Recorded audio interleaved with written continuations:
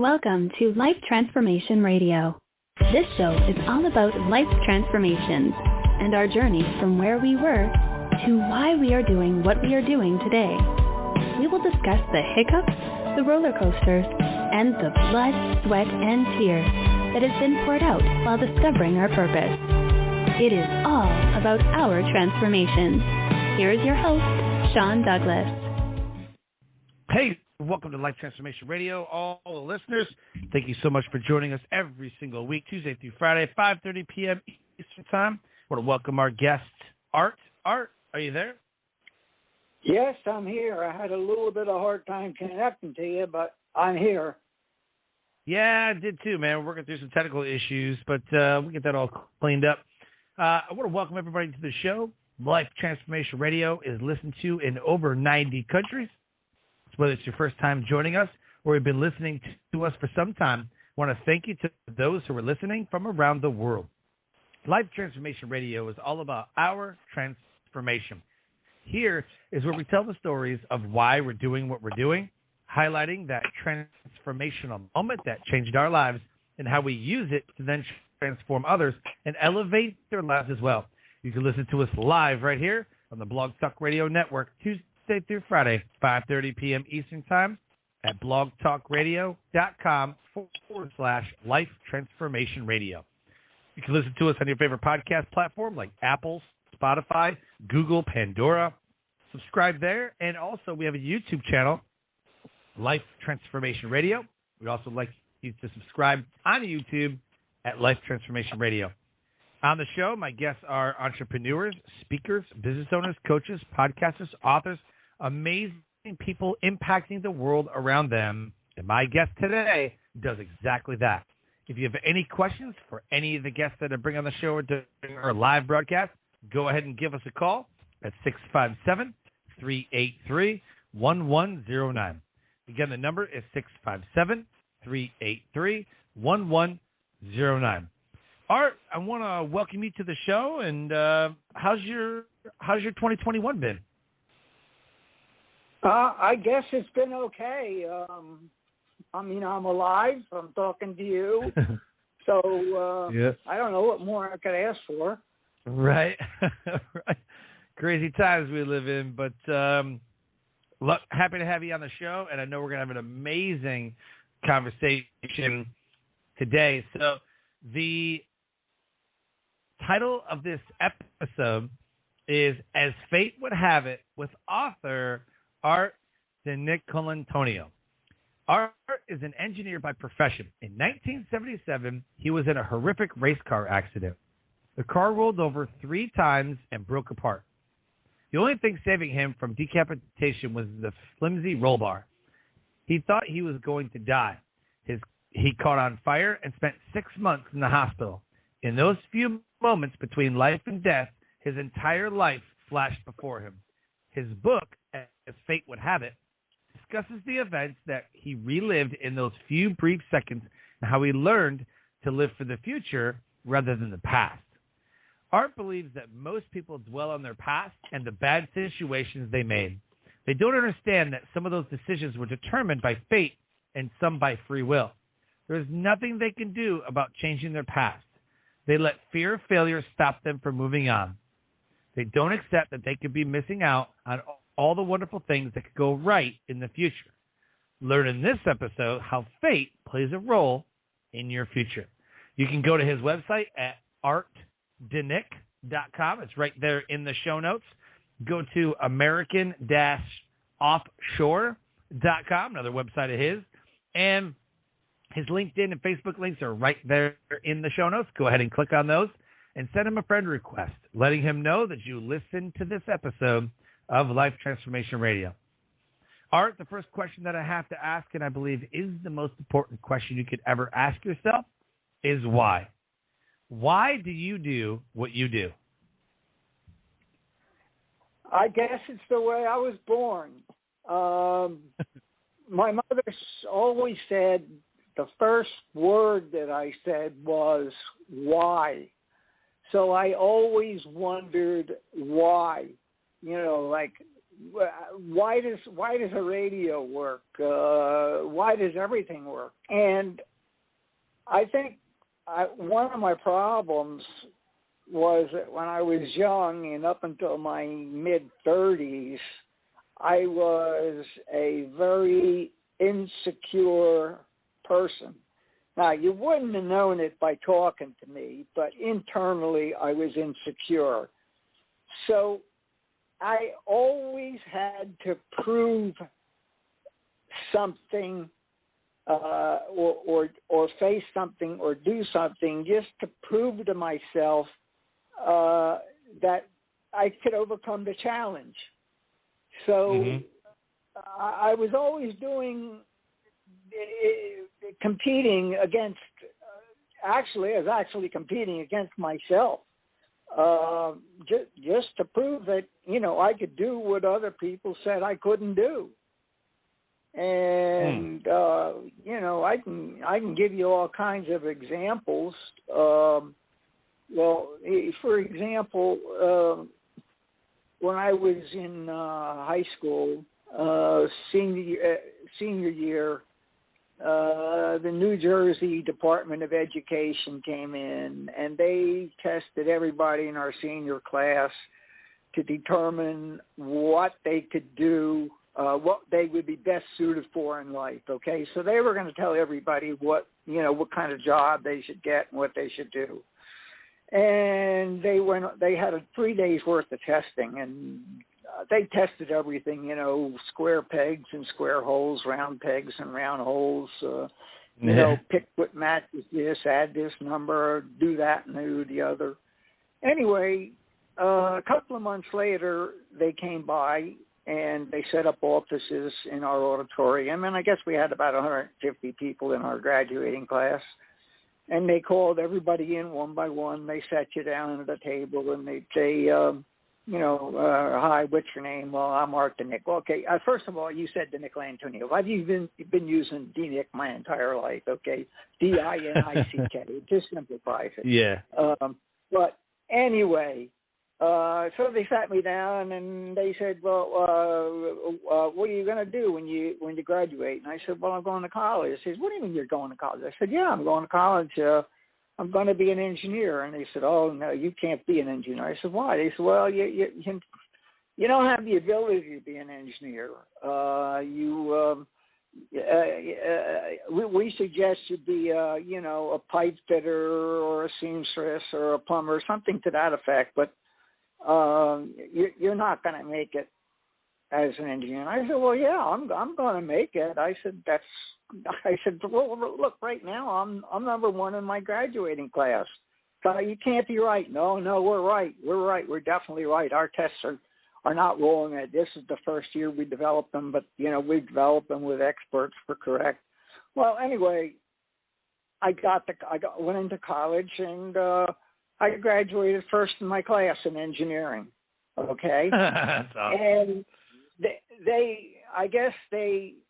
they were honest in that they tried to follow up. And when I went to work, they sent somebody up to, I went to work for Exxon, and they sent somebody up to Exxon for about 5 or 6 years to talk to my supervisor to find out how I was doing. And of course I was doing great, and I was, supervisor of a group at that time. So I didn't listen to them, okay? I said to myself, you're wrong, I can do it. And that's the way my life has been. All right? Sounds good. So my advice is to everybody, don't ever listen to what somebody tells you, no, you can't do it. Don't listen to them, because they don't know what you can do. And if you try hard enough, you can probably accomplish anything you want to accomplish. I wonder when they stop doing those tests. I would imagine they probably revised their tests. Because we're never wrong. We're never wrong. Well, you were wrong here, buddy. They must have been wrong. Okay, and that's kind of the way it's been throughout my life. No matter what I've done, people have said, "Oh, it's impossible." we've been doing it this way for years, and no, you want to do something completely different. It won't work. It can't possibly work. And I'd say, yeah, it will work. And, I managed to convince them that, it would work. So they say, okay, well, we'll risk our money. We'll try it your way, but if it doesn't work, you'd better look for another job. And I was always right. I'm sorry. They just didn't have enough faith in what I said, or I had too much faith in what I knew I could do. Right. Yeah. I don't know about those standardized testing and all that stuff. It just, I don't know. I don't put a lot of faith in it, I don't think people should be put into a box. And I feel like that's what they do. That test puts you in a box. Just doesn't make any sense to me. They put you into a box to some standard that they think you should fit in to do something. And they were wrong, and I'm sure it happens to a lot of people, but somebody tells them they can't do something. All the time. Parents tell kids they can't do something all the time. So, all the time they do. Well, that's a really hard career field. We really think you should do this one thing or this other thing. And your kid has a passion, and the parents over there are like, nah, it's really hard. Like, I don't know. Yeah. And then the kid's like, well, this is my dream. This is what I want to do. Instead of the parent going, you know what? You follow your dream. You can do it. Instead of, knowing that the kid or understanding that the kid wants to do this, support him. Even if he fails, at least he tried. Most people don't even want to try. Right. And failure isn't that bad. I know lots of people that, took a job, they failed at it, and they went out and they got another job, which was a lot better. Yeah. So, like I said, don't ever be afraid to try something because you think you're going to fail or somebody tells you you can't do it. I'll give you another example. Sure. When I was in grammar school, you had to go to high school. And high school had like 3 different curriculums. And, one was set up for like women, like homemaking and stuff like that. Other was set up, to do something technical, to be a mechanic or a plumber or something like that. And they had a college prep course. Well, a lot of my friends were going to this high school. We had a choice of 2 different high schools to go to. I grew up in Atlantic City, Atlantic City, New Jersey. And the high school that I wanted to go to was one that my friends, a bunch of my friends were going to. And I remember going up to the high school and interviewing the principal and saying, okay, I want to go to your high school and I want a college prep course. And the principal said, we don't think you can do the college prep course. Why don't we just put you in the technical or the work course? And I said, no. I said, I want a college prep course. At that time, I wanted to be a doctor, okay? I always thought I wanted to be a doctor. And she says, well, all right, we'll try you out in the college prep course, but, if you don't make it, you can switch over. Well, I hate to tell you, but, again, I graduated number 1 in my class. So I don't know what she knew or what they thought or what they were looking at, or I just don't know. They've always been wrong, and maybe it's because I'm a different kind of personality, or I have no idea why they think I can't do things that I can do. Right. So that's crazy. So, that's what I would tell your listeners. Don't listen to people. If you think you want to do something, go ahead and do it. Don't be afraid. It's a good message. Yeah, that's a great message. So tell me about the car accident. Let's talk about how you wrote the book and the cars. You in 1977, you were in a horrific car accident, rolled over 3 times. Were you drag racing or? Yeah, what was the story behind that? I was drag racing.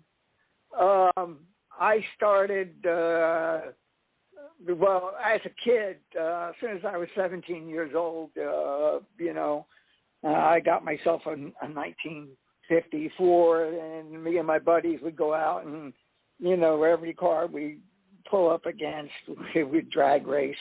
I'll tell you another story about that anyway. But so I started, just drag racing with a regular car. And then when I got out of college, I built a dragster. And that's the kind of car with the big rear wheels and the small front wheels and the big engine. All right. And I had, again, I built it myself. I wanted to prove to other people that they were out there with $10, $100, or $50,000 cars, and I wanted to prove to them that, hey, for a couple $1,000, I can build a car that can beat yours. So anyway, I'm not a professional racer or anything or other. I was working for Exxon, and we used to race on, Saturday nights or Sunday. And then this one Sunday, I had built a rear engine car, and it was pretty damn good. And I came up. There was a race. A friend of mine. And his name was Jimmy Warren, and he was a funeral director, and he was into big shows. He would come to the track with his race car behind a hearse, okay? And he wore all black clothing, and anyway, his car was all black, and on the side of his car was. In only thing was in like a silver lettering was written the Grim Reaper. Anyway, so I pull up to the line against Jimmy, and the lights come down, and I start it, and I'm just a little bit ahead of him going down the track, and I glance over, I'm going about 140 mile an hour, and I see his car, he's slightly behind me. And I don't know. Everybody's a little bit superstitious. Race car drivers are superstitious, but they always think, it's going to happen. If there's an accident, it's going to happen to somebody else. My friend Billy Manson on that same track, I guess last year, the year before, had got killed on the track. But you'd think, well, okay, there was something wrong with his car, or he did something wrong. It's never going to happen to me. Anyway, the left rear tire of the car blew at about 140 mile an hour, and I had no control of it. Absolutely no control. The car wanted to go to the left. Luckily, Jim was in the right lane. I was in the left lane, and I got to the edge of the track. I could not steer the car no matter what I was doing. And it hit the side of the track and the gravel, and then the car rolled over 3 times. And while it was rolling over, it couldn't have been more than a couple of seconds, but it's like time stood still. I thought I was going to be decapitated. Sparks and flying everywhere from upside down from the roll bar, rolling hitting the ground and causing sparks and stuff like that. Anyway, that in a couple of seconds, I relived my entire life. It actually flashed before me, and the events I thought were real. Okay. Anyway, the car rolled over. I relived my whole life, and that's what I wrote the book about all these instances in my life that I relived. And the car caught on fire, and luckily the part that I was in. It was right side up, and there's flames coming up all around me. And I said, I prayed the whole time. for God to save me. I was even praying to my father, hey, Dad, help me, because my dad had died a couple of years earlier from cancer. And, wow. I'm asking him for help. Nobody's come to help me. Anyway, the car, like I said, rolls over. I'm on flames.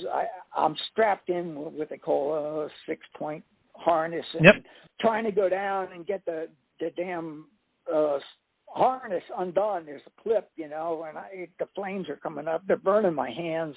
And I said, hey, God, you didn't save me for this, to burn up. And I managed to get the buckle undone. I managed to get out of the car, and my pants are on fire, and I can see there was hundreds of people behind a fence, and they're trying to get over, and I start rolling on the ground, and I managed to get the fire out. And by that time, a couple of friends of mine had jumped. Actually, a friend of mine, he was like 250 pounds. I don't know how he did. He jumped over a 7-foot-high fence. He scored at me with a fire extinguisher. And I'm sitting against the fence, and I'm asking the guys around me, hey, how's the car? And they said, hey, Art, don't worry about the car. And I said, well, I want to know how the car is and everything. And they said, you're hurt. And I said, no, I'm not hurt. I'm okay. I felt perfectly fine. I felt like I wasn't hurt. And it was the adrenaline that must have been shooting through my body that I did not know that I was burned up so bad. Anyway, they kept me there on the ground. I wanted to get up, and they kept me there. They said, no, you got to stay here. The paramedics came, and they cut my pants apart with scissors, and it was, horrible. Skin was just peeling off my legs. Luckily, most of the injury was so I still didn't feel anything. They put me in the ambulance, and they start, putting saline solution on me, and about halfway to the hospital, which is about a 15-minute ride, though, the pain set in, and you would not believe the pain. Anyway, that's that part of the story. I can go on and tell you all kinds of stuff about it, and, what I relived and what I didn't relive and what the hell happened. And right. But it's all in your book, as fate would have it. Huh? Yeah. It's all in your book, fate would have it. It's all in the book, as fate would have it. I started to write down notes of the events that I relived. I guess this was in 1977, so about 79. A couple of years later, I started to write down, draft of some of the things that I really lived. And I would do most of this stuff. I was working for Exxon and traveling a lot. And you sit on an airplane for 3 or 4 hours, or even sometimes, going to Japan or someplace or other, you'd be on the airplane for, 15 hours. So I would sit down and I would write down notes of, what went on. And sometimes, my friend would say, well, what are you writing? I said, oh, I'm writing about what happened to me in an accident. And they said, well, let me see it. And, they saw it and they said, hey, this is really good. You ought to put it together in a book. And that's the way it happened. And, for the next 10, 15 years, friends of us would get together, and they, one of the assignments for Christmas party would be, okay, tell us a story about yourself or bring something. And I'd bring something about my book, and I'd read it to them, and they'd say, hey, that's really good. Why don't you put it together in a book? And, well, eventually I did last year. So. Very cool. That's how I wrote the book. Oh, very cool.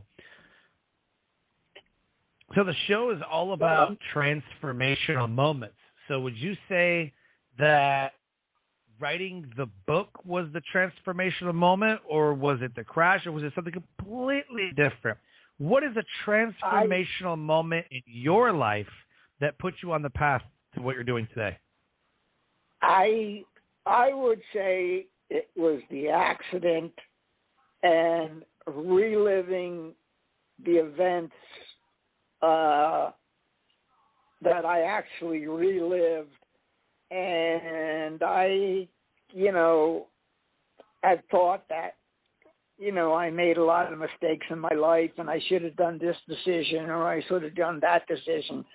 but when your whole life flashes together and you see how all these wrong decisions that you think you made were actually made to set you up for something that was going to happen to you in the future that wouldn't have happened had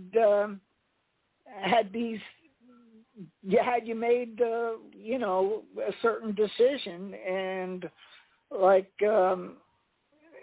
my wife, when I was first started to work for Exxon, I don't know, she kind of went crazy. I had a 1-year-old little boy, and I came home from work one day and she wasn't there. The little boy was missing, and of course I went around to a bunch of friends to find out where she was. And one of the crazy guys that lived down the apartment houses from me said, "Oh, she went off to California with his girlfriend Kim." And come on, took my kid from me. Anyway, I got a lawyer. I got the kid back, and I couldn't take care of him. So my mother was taking care of him, and she lived 200 miles away. And I guess through that year, it was a rough year. I was alone. None of the women I found or could go out with I like, except one. I fell in love with this woman, but I'm a Catholic, and my damn religion taught me that you can only really be married once. And I thought to myself, look, maybe I'll try it again with my wife, okay? I had control of the kid, but, it's like 200 miles away, and I figured if I was able to work things out with her, we'll get back together, and, I'd have my kid there with me. Anyway, so, after about a year, I got back with her, and, of course, I thought it was a mistake, but, a couple of years later, I had another little boy who I really loved, and he was probably the joy of my life. And if I hadn't gone back with her, I wouldn't have had the second son. So, like I said, never really know. Things happen for a reason that, that sets you up for something that's going to be better or something in the future. Yep. So, yeah, my wife and I got divorced in 2000. Yeah. Pardon? My wife and I got divorced in 2008 and then got back together in 2009. Separated again in 2011 and got back together. Had some kids in like 2013 and then said, screw it. We got to stop messing around and start making this thing work. And then we did. And I wouldn't have the kids that I have today if we were just be like, you know what, see you later. It would have been somebody else, or it would have been different kids. Who knows, right? You can play the what ifs all day. But, yeah, it's crazy. So, like I said, everything, kind of happens for a reason that you at the time don't know why. You can't see the future. But like I said, in the accident, I could see what was the future at that time, And I say, well, that's why it happened.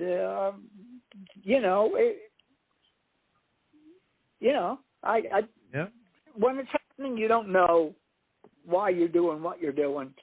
You think you're doing it, then you think you made a mistake, but then it turns out that, that mistake was a mistake for a reason. Mm-hmm. You don't really know. You don't really know until years later.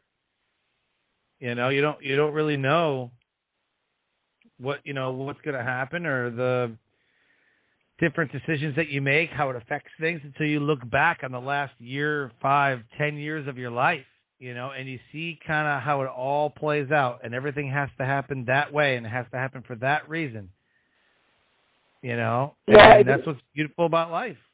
Everything happens for a reason, and eventually it all works out the way it's supposed to work out.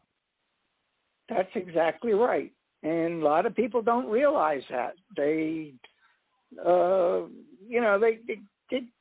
keep dwelling on, oh, I made this mistake in the past. I shouldn't have done this, yada, yada, yada.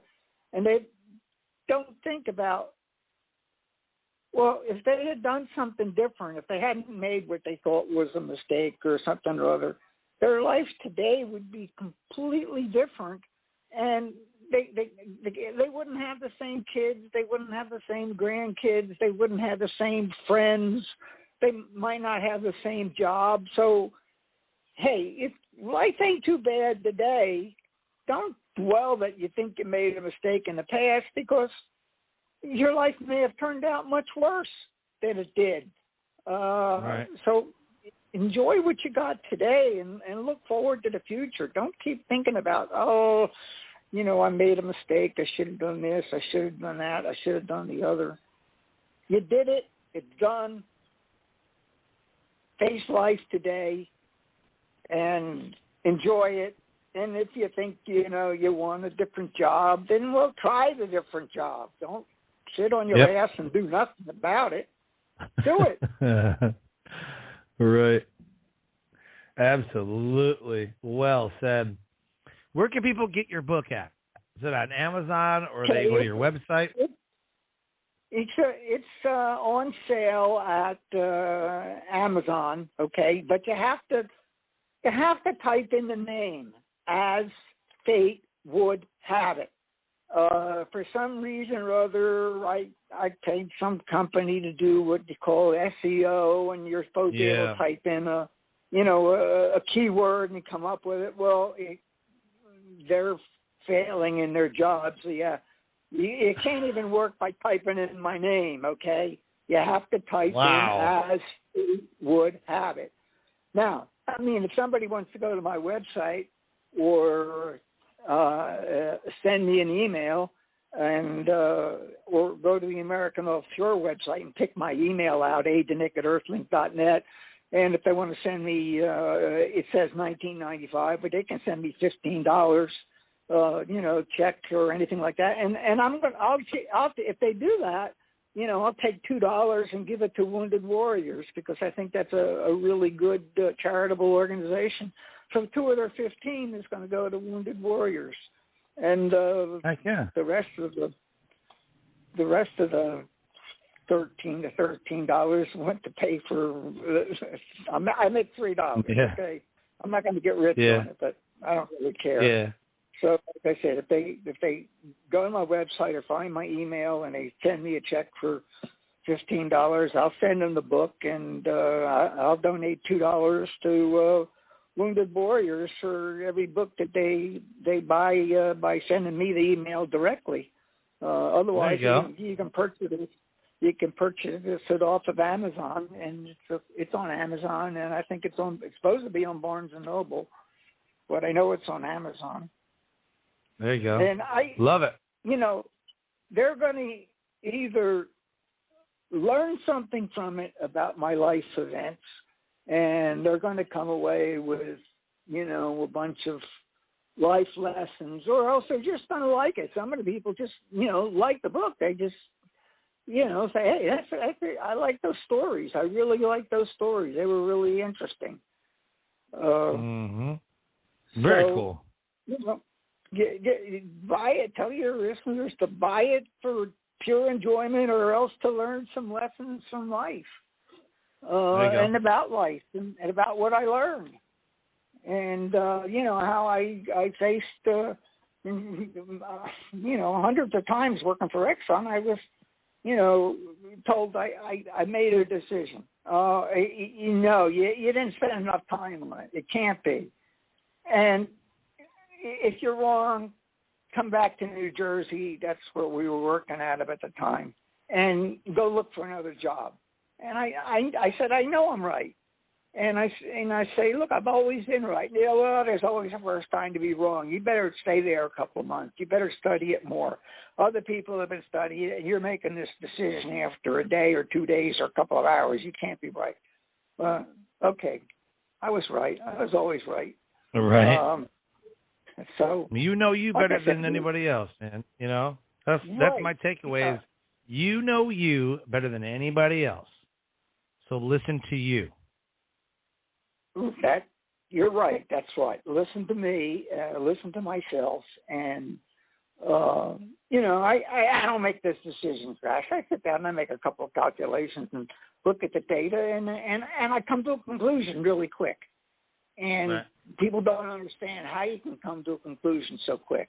I can, for some reason or other.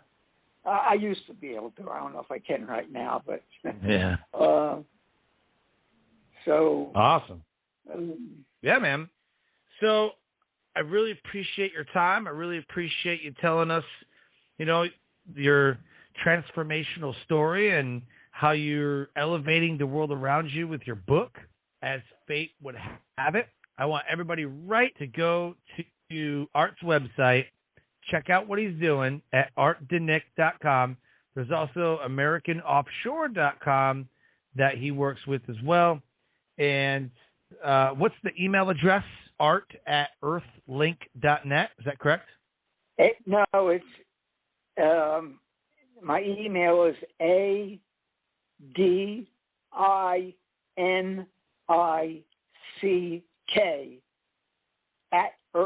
at Earthlink, and it's EARTHLINK.net. I got you. ADINICK at Earthlink.net. Perfect. And I've been using DiNick ever since I was in second grade, and the reason I started using it is, in your second grade, you have to print your name out at the top of the paper before you take a test. And my real family name, everybody used DiNick, but my real name was DiNicolantonio, okay? 14 letters. By the time when you're in second grade, and you're trying to write out DiNicolantonio, I mean, the other people are halfway down the test. Mm-hmm. So the teacher said to me, she says, doesn't your family use a shorter name? And I said, yeah, DiNick. They all use DiNick, DiNick. So she says, well, use DiNick. I've been using DiNick my whole life. And, and a drag race, the announcer was to get up and say, there's Art DiNicolantonio. Well, I'd be halfway down the track before he got it out. So it was DiNick. That's funny. He's still announcing you and you're halfway down the track. Yeah. That's up. Plus they funny. choke over. Yeah. So, that's funny. All right. Like I said, I really appreciate your time. It's an honor to have you on the show. I'm going to check out the book. I invite the listeners to do the same. Check out the book. And, man, I just wish you the best in the rest of 2020. Well, thanks a lot. 2021. I, really appreciate being on your show and having your chance to. I didn't get to tell you very many stories, but, I appreciate telling you what I, what I did, and appreciate being on your show. I started to build the American Offshore is a boat company that I started. Okay. And we build high performance pleasure boats for families. Most of the boats are over 100-mile-an-hour boats. Wow. So that's what American-offshore.com is. And people can type in AmericanOffshore.net if they just want to see some of the boats. It works either way, AmericanOffshore.net or American-offshore.com. See some of the boats that I built. Perfect. Very cool. Okay. Very cool. You want to hear anything else, or you're done with me? Well, we have a limited amount of time on the show.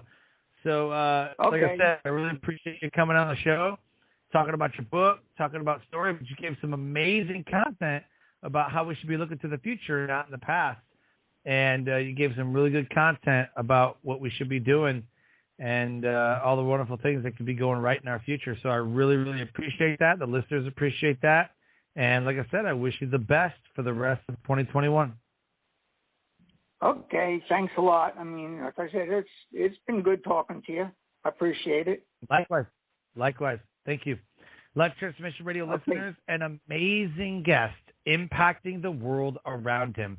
If any part of our conversation today with Art on Life Transformation Radio resonate with you, inspired you, and you want to take further action to get to know Art DiNick, go to artdinick.com. It's right there in the show notes. Check out his boats at americanoffshore.com and go to Amazon or go to his website and buy his book today, As Fate Would Have It. With that, I close the show by saying, live your brand.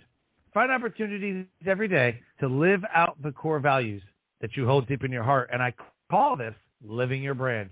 So until next time, live an amazing life.